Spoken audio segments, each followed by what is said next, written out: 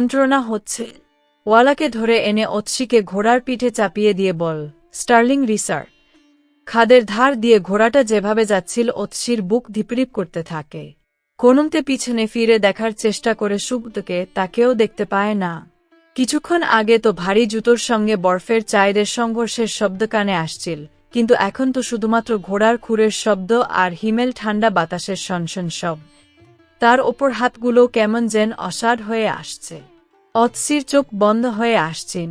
ঘোড়াওয়ালা কোলে করে তাকে হোটেলের লবিতে শুইয়ে দেয়। রিসেপশনে অতসী কোনোভাবে তার স্বামীর নাম বলতে পেরেছেন। কোনরকমে তারাই তাকে রুমে পৌঁছে বিছানায় শুইয়ে দিন। তার চোখ বন্ধ হয়ে গেল, প্রায় ফ্রোজেন হয়ে শুয়ে থাকল সে। দুদিন পরে জ্ঞান ফিরল তার। এই দুদিন দুরাত সৌগত ক্রমশ তাকে সুস্থ করার চেষ্টা করে গিয়েছে। হাতে পায়ে গরম তেল মালিশ করেছে, চামচে করে গরম দুধ, ব্র্যান্ডি, ভদকা ইত্যাদি খাওয়াবার চেষ্টা করেছে। যখন কোনো কিছুই কাজে দিল না, তখন নিতান্ত কোনো উপায় না দেখে শুধু নিজের স্ত্রীকে বাঁচানোর তাগিদে তার শরীরের উত্তাপ দিতে বাধ্য হন। যদিও ঘুম ভাঙতেই অতসী বুঝতে পারল সব, তবুও সে সুক্তর ওপর রাগ করল না। আফটার অল আমি ওনার বিবাহিতা স্ত্রী, তাছাড়া উনি যা করেছেন আমাকে মৃত্যুর মুখ থেকে ফিরিয়ে আনার জন্যই করেছেন।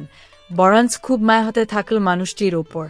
তবুও কি কারণে কে জানে, সে ছেলেমানুষের মতন ডুকুরে কেঁদে ওঠ। আই এম সরি অতসী, কোনো উপায় ছিল না আর ভুলে যে। ভেবে নিও যেন কিছুই হয়নি আর কাউকে কিছু জানানোর দরকার নেই।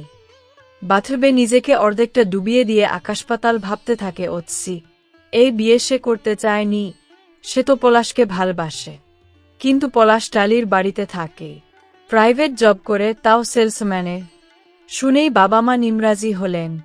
শুধুমা কিংবা বাবা নয়, জেঠু, মামনি, কাকিমা, মাসি, পিসি প্রত্যেকেই ওকে বোঝানোর খুব চেষ্টা করলেন, তুই পলাশের সঙ্গে বিয়ে করে সুখী হবি না অতসী, বোঝার চেষ্টা কর প্লিজ। ওদের স্ট্যাটাস আর আমাদের স্ট্যাটাস এক নয়।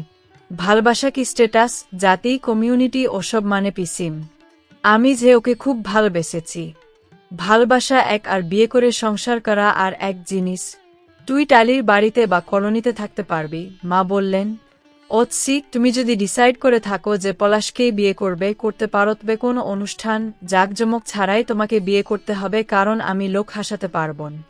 তাছাড়া তুমি তো আমাদের আশা স্বপ্নকে জলাঞ্জলি দিতে চাইছ, যেহেতু তুমি এড়াল, তোমায় তো আর জোর করে বিয়ের পিড়িতে বসাতে পারব না।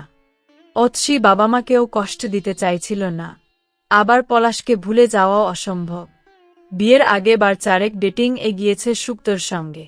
সারপ্রাইজিংলি সুগত তাকে প্রেমিকা রূপে এতখানি রেসপেক্ট দিয়েছে, কখনো ক্যান্ডেল নাইট ডিনার, কখনো সিঙ্গারকে রোমান্টিক গানের অনুরোধ করা, কখনো শ্যাম্পেনের সঙ্গে সেলিব্রেশন, কখনো হীরের আংটি। এত কিছুর মধ্যে সে পলাশের বিষয়ে বলে উঠতে পারল না।